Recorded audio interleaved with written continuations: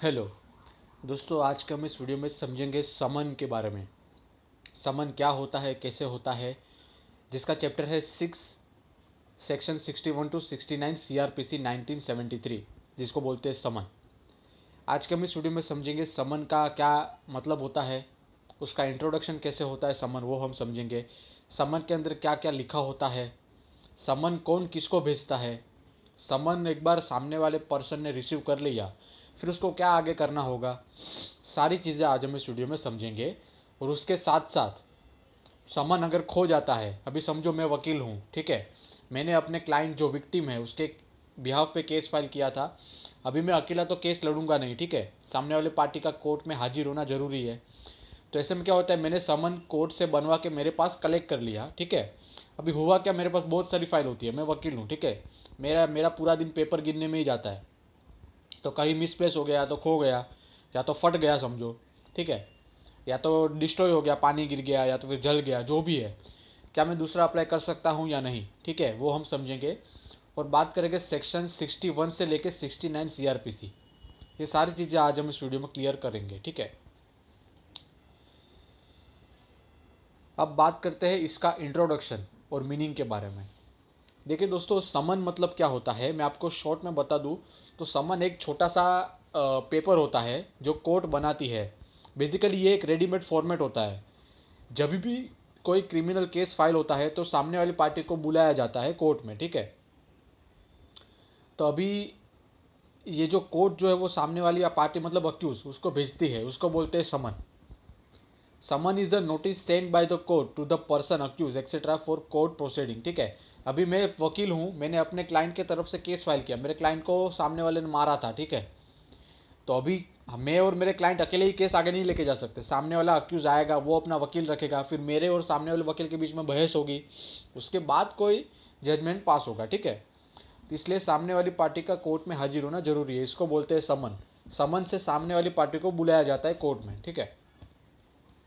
अब बात करते हैं what is the purpose of summon. The purpose of sending summon is the person to whom the charges are made should be made available in the court as and when required. And in a criminal case, the service of summon can be made by issuing summon, arresting of the accused or property attachment. देखिए दोस्तों, purpose क्या होता है समन भेजने का, ठीक है। Purpose मतलब हेतु क्या है समन भेजने का, हम क्यों समन भेजते हैं सामने वाले को, ताकि वो कोर्ट के अंदर हाजिर रहे जब भी कोर्ट का केस चलता है तभी, ठीक है।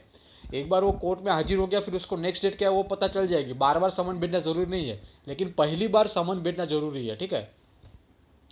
अभी समन को कैसे हम अप्लाई कर सकते हैं, एक तो समन बाय हम RPID बाय पोस्ट से भी भेज सकते हैं, ठीक है।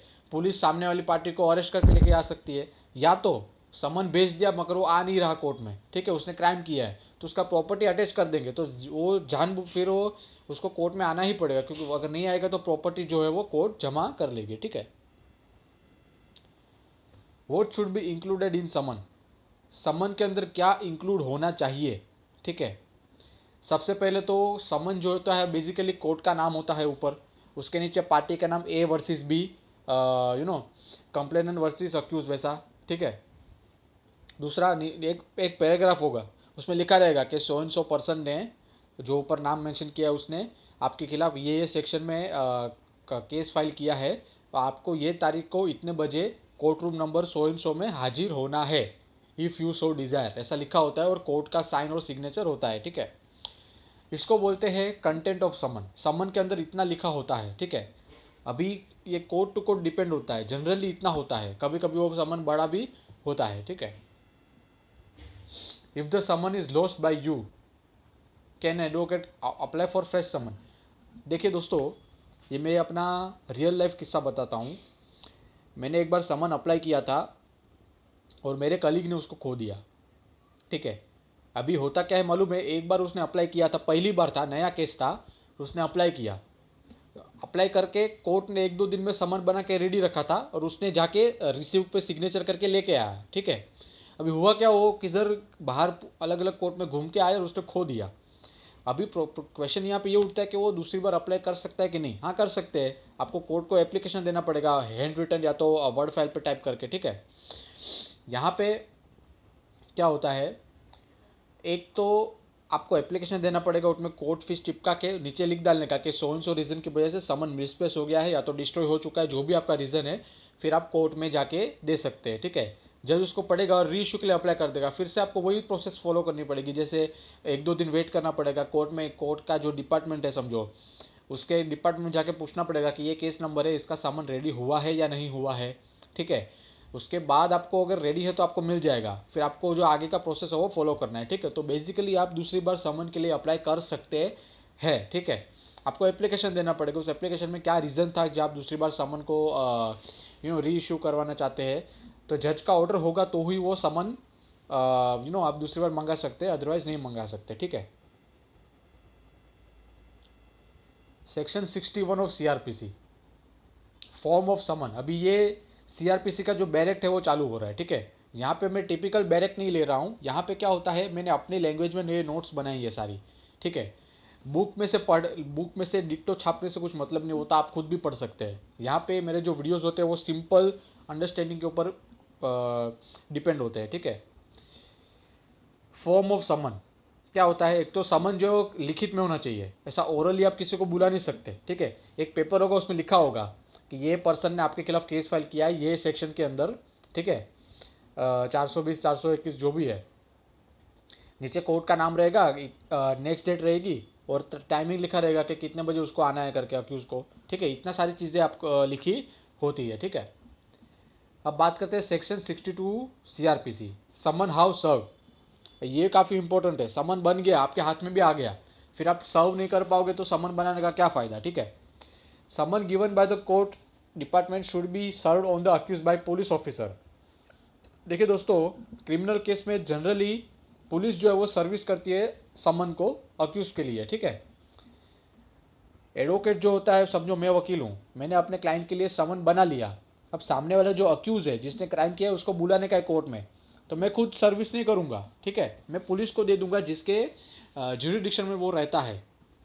ठीक है, या तो कोर्ट का जो ज्यूरिडिक्शन है उसके ज्यूरिडिक्शन में जो पुलिस आती है वहाँ पे भी मैं दे सकता हूँ। ठीक है, पुलिस को मुझे समझाना पड़ेगा कि ये आदमी है, इसने ये क्राइम किया है, तो उसको बुला के आप अपना जो पुलिस रिपोर्ट है वो कोर्ट में जमा करें। पुलिस रिपोर्ट क्या होता है, सर्विस हुई है या नहीं हुई है उसको पुलिस रिपोर्ट में लिखा होता है। ठीक है, and after receiving the summon the person on whom the summon has been served should sign the acknowledgement for the same.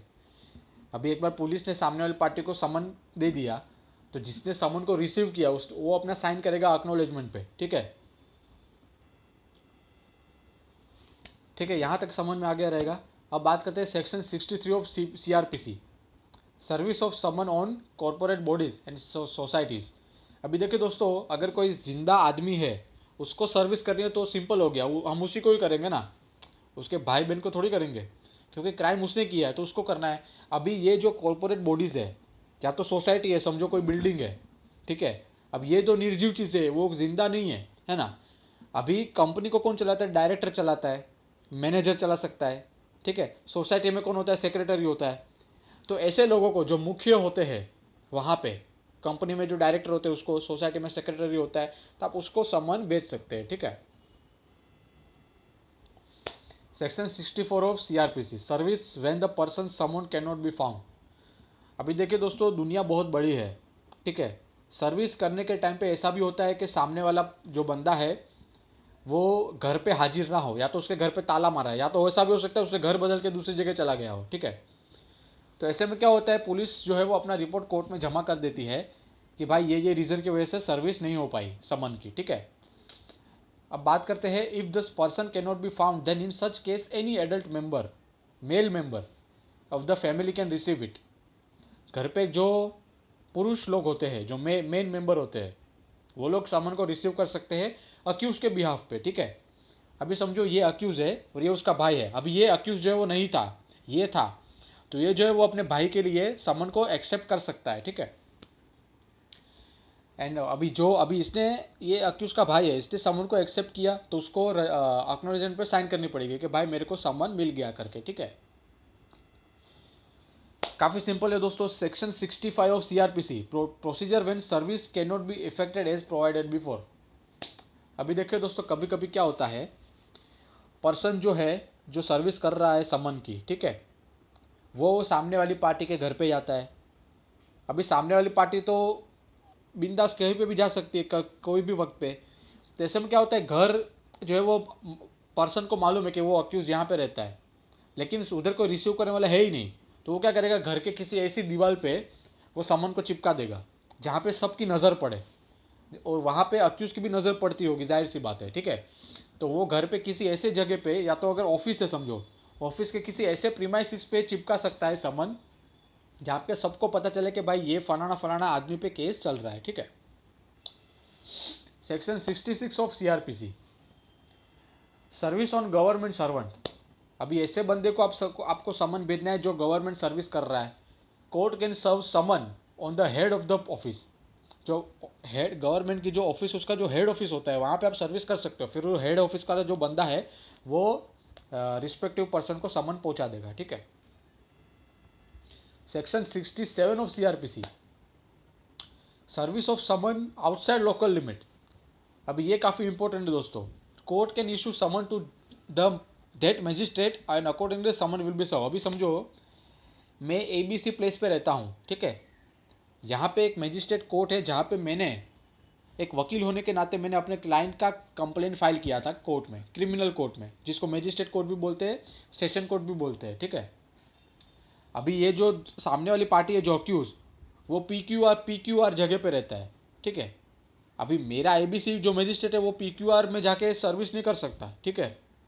मेरे को क्या करना पड़ेगा, कोर्ट को बताना पड़ेगा कि PQR जगह पे जो मजिस्ट्रेट है, जो कोर्ट है, उसको आप सर्विस दो, और वो जो मजिस्ट्रेट है वो पुलिस की मदद से अक्यूज को सर्विस कर देगी, ठीक है।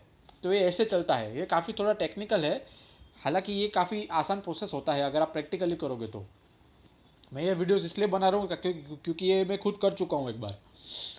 Section 68 of CrPC, proof of service when serving officer is not present. अभी देखिए दोस्तों,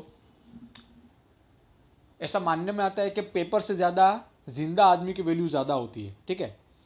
अभी सर्विस करने के लिए समझो कोई ऑफिसर है, उसने अक्यूज के घर पे पहुंचा दिया समन, लेकिन 2 दिन बाद कोर्ट में डेट है, वो ऑफिसर है वो समझो बीमार हो गया, या तो फिर उसके कोई नया केस आ गया, उसको क्राइम हो गया, तो उसके इन्वेस्टिगेशन में वो बिजी है, तो वो कोर्ट में वो तारीख पे आ नहीं पाया, और वो जज को बता नहीं पाया कि सर्विस हो गई है, ठीक है। तो ऐसे में आप क्या कर सकते हो, आप एफिडेविट दे सकते हो, एफिडेविट ऑफ सर्विस, कि भाई ये जो समन है वो सामने वाली पार्टी को सो एंड सो जगह पे ये पर्सन को पहुंच गया है, ठीक है। क्योंकि जब जो पुलिस ऑफिसर उसको जज बुलाएगी कोर्ट में, और जज उसको पूछती है कि आपने सर्विस किया है, पुलिस ऑफिसर बोलेगा हाँ मैंने किया है, ठीक है। तो जज मान लेती है वो बात। अगर अभी पुलिस ऑफिसर अवेलेबल ही नहीं है जो कोर्ट में आ सके, तो आप एफिडेविट ऑफ सर्विस दे सकते हैं, ठीक है। सेक्शन 69 ऑफ सीआरपीसी, ये लास्ट सेक्शन है दोस्तों इस वीडियो का, सर्विस ऑफ समन और विटनेस बाय पोस्ट। अभी कभी कभी क्या होता है, क्रिमिनल केस में जो विटनेस होते हैं उसका बहुत ही इंपॉर्टेंट रोल होता है, ठीक है। उसको बुलाना भी ज़रूरी है, तो आप कैसे उसको सर्विस दे सकते हो, बाय आप रजिस्टर्ड पोस्ट, जिसको RPID बोलते हैं, या तो पोस्ट, जिसको बाय पोस्ट जो टपाल होता है, टपाली होता है, वो उसके जाके दे के आएगा। जहाँ पे वो रहता है वहाँ पे भी हो सकता है, या तो जहाँ पे वो अपना कामकाज देख रहा है वहाँ पे भी हो सकता है, ठीक है दोस्तों। शुक्रिया।